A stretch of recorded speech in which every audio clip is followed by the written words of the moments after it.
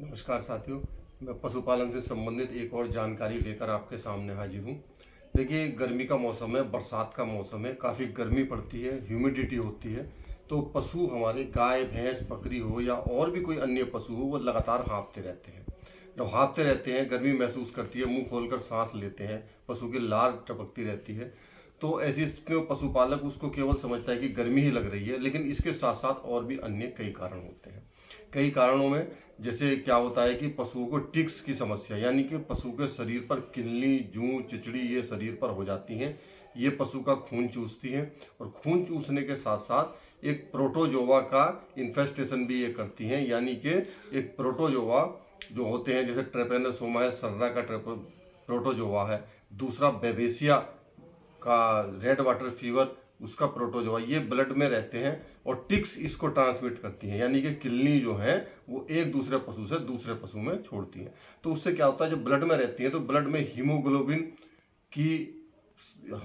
की मात्रा कम हो जाती है, नॉर्मल से कम हो जाती है, और जिस कारण से पशु को एनीमिया हो जाता है। तो जब ब्लड की कमी, एनीमिया होने के कारण, हीमोग्लोबिन की कमी के कारण पशु को ऑक्सीजन वातावरण से ऑक्सीजन लेने में, अवशोषित करने में कठिनाई होती है, यानी कि पूरा तरह से सांस नहीं ले पाता, पशु ऑक्सीजन नहीं ले पाता, तो मुंह खोलकर सांस लेता है और ये हाँफना कहते हैं इसको। तो पशु लगातार गर्मी के मौसम में इस तरीके से हाँफता रहता है।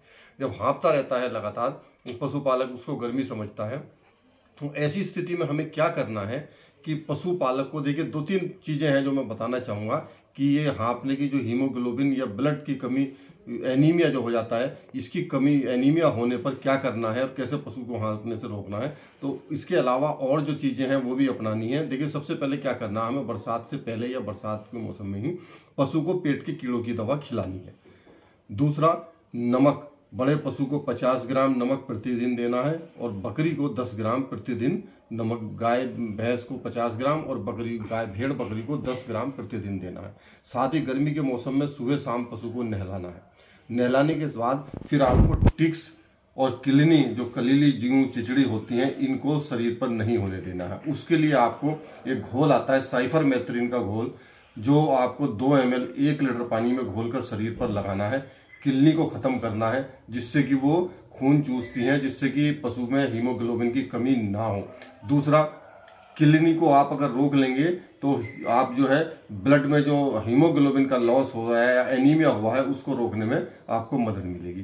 तो पशु को ऐसी स्थिति में, अगर पशु हाँफ रहा है और ब्लड की एनीमिया हो चुका है, तो ऐसी स्थिति में आपको आयरन का सप्लीमेंट देना आवश्यक हो जाता है। जैसे सार्कोफेरल एक दवा आती है, सार्कोफेरल वेट, वो बड़े पशु को 50 ग्राम, गाय भैंस को 50 ग्राम प्रतिदिन दिन में एक बार लगातार खिलानी है और भेड़ बकरी में 10 ग्राम प्रतिदिन दिन में एक बार खिलानी है आपको। तो इस तरीके से आपको, और नहलाना है पशु को। इस तरीके से आप ये आयरन सप्लीमेंट देंगे तो ब्लड एनीमिया दूर होगा, हीमोग्लोबिन की मात्रा बढ़ेगी और पशु को सांस लेने में जो है दिक्कत कम होगी।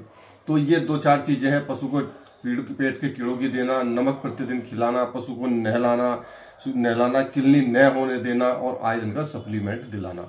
तो ये चीज़ें आप करें, क्योंकि हम पशुपालक क्या है, पशुपालक केवल गर्मी ही मानकर उसको गर्मी ही मानता है और बुखार समझकर एंटीबायोटिक्स या और कोई दवाई देने लगता है, जिसका इसमें कोई रोल नहीं है। आप ये पेट के कीड़ों की दवा, किलनी को नहीं होने देना, नमक खिलाना, ये नहलाना, ये सब चीज़ें अपनाएंगे तो इससे आपका पशु स्वस्थ भी रहेगा, हाँफना भी कम करेगा और जो है दूध उत्पादन में भी बढ़ोतरी होगी। तो साथियों, आप ये चीज़ें अपनाएं और मेरे चैनल को लाइक, शेयर और सब्सक्राइब करें। और आपको कोई और जानकारी पशुपालन से संबंधित आपको जानकारी चाहिए होगी तो आप जो है कमेंट्स में ज़रूर लिखें। धन्यवाद।